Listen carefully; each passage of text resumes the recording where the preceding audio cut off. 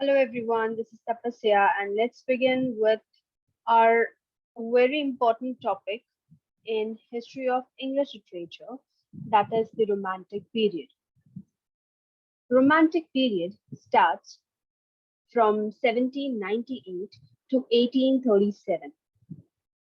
If you see at this age, the most flourished period in the history of English literature is Romantic period. Now it was a revolt against the classical school of the 18th century. Wordsworth, St. Coleridge, Robert Southey, Shelley, Keats, and Byron belonged to this period. The Romantic Age was basically the age of poetry. With the publication of lyrical ballads, Wordsworth and Coleridge introduced a new form of poetry in opposition to the poetry of the classical school. So, if you see, when a movement ends, there is a rise of new movement. So, when the classical school came to an end, when people did not support the school of classicism, there was a new, or you could say, a rise of a new period or a movement that was Romantic period, in which one of the things which was flourished that was poetry. Now, romantic poet focuses on the simplicity of language and chose the language of common people. Now, if you compare classical age with romantic age, it is exact opposite of what romantic poets had chosen. They wanted simplicity in language, but if you see the classical age, these people did not want the simplicity in language.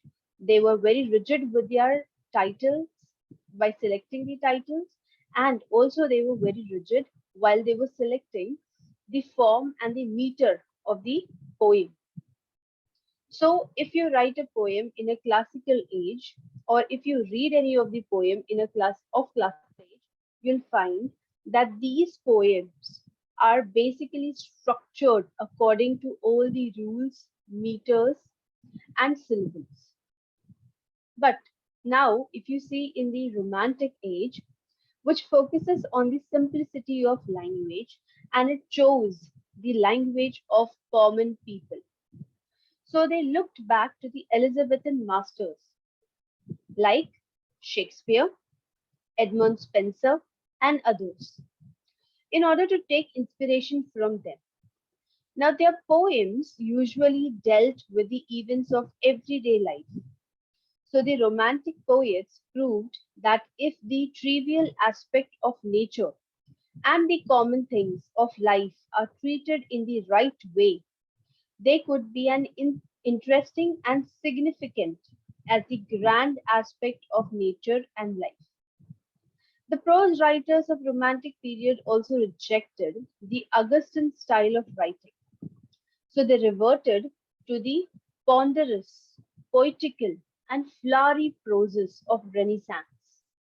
Since the Romantic age was characterized by the access of emotions, it produced a new type of novel, that was the Gothic novel, which soon became very popular among the multitude of readers with its Gothic elements such as supernatural, gloomy setting, and bizarre situation. Now, if you see the difference between classicism and romanticism, romanticism was explicitly opposed to classicism, while the classical age was the age of prose.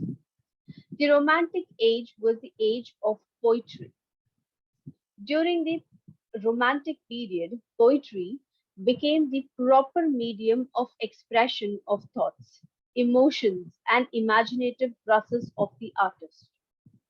Classicism laid stress upon the impersonal aspects of life, whereas Romantic literature openly shifted the center of the art to the personal aspects of individual.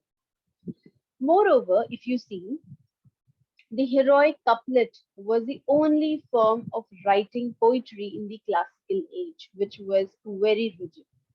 While in the Romantic period, the poets focused on simple and natural diction. The liberty of the poet from the shackles of literary rules was the watchword of the Romantic movement.